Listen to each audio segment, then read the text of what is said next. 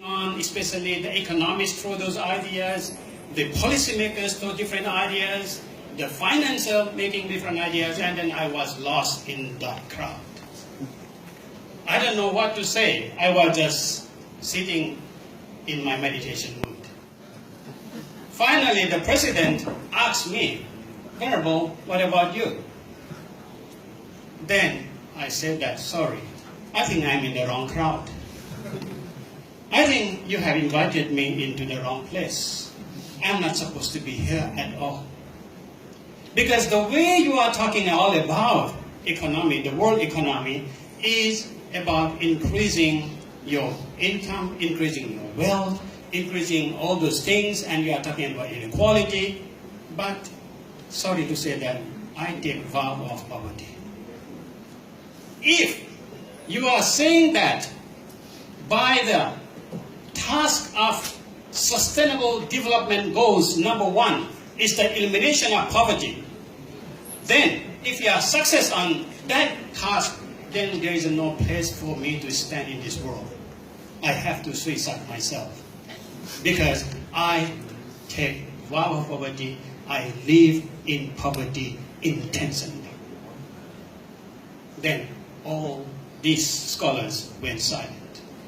Then I asked them, what do you mean by poverty from the United Nations point of view? And they gave me same answers. The poverty from their point of view is all about economy, all about money, all about fulfilling your desire. And I was there who is trying to say that even the word desire is an evil word. So this is in really oxymoron in that sense, as she has put it. So in a way that the Buddhist economy is always, we have to be very worried. We have to be very careful. The economic itself, he used it. But of course, when we look at the Schumacher who coined this word in 1960s in Burma, of course, he never said that there is such thing as a Buddhist economy, but he was hinting in a way that all about right livelihood. So it is not about economy as we understand in this modern world. It is totally two different things. Buddhism is all about, toning down your greed. Economic is all about the increasing your desire. So it can go together. But if we bring that economy, means that it's a management of household, then it will make sense. I will give you another example in a very short moment. That in Thailand, they have a very big problem with this word again. In Thailand, His Majesty King, the late Majesty King, around after the crisis after Tom Yam Kung, crisis after about the 1990s, then King gave one very good sort of advice for Thai people. It's called Setakit Papian. Setakit is the word economy. Papian is means that sufficiency or self-sustain. So in Thailand now, there has been using this word sufficiency economy so widely, so popularly, even the country's policy is driven by this sufficiency economy. And unfortunately, it is not successful in any level. Because it is the same oxymoron in that sense. The economy as we take it from the greed and sufficiency or contentment. But when we look at the King's own word, he said that I took this is a Buddhist way, this is a middle way, this is a Buddhist philosophy. Then why this word is not fruitful?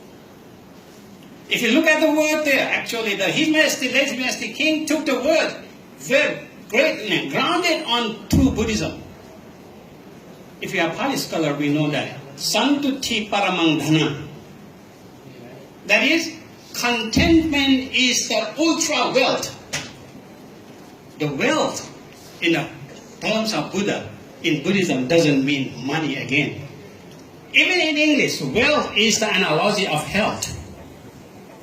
Health is inner us, wealth is something surrounding, and then health is a physical, inner, wealth is an inner, is a noble wealth. So therefore, in that sense, the King's idea was not economy as we understood. It was a noble activity. Setta in English, in Pali, in Sanskrit means that a noble. It's a supreme, it's a good.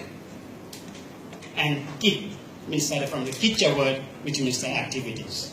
So basically what King was saying that the contentment is noble activities, which is the same as Santuti Paramangdhanam. But people in the policymaker, they translated the economy in terms of money, and then the whole country is not facing the problem with that. And saying that you should sort of invest and then say that, oh, I'm fine.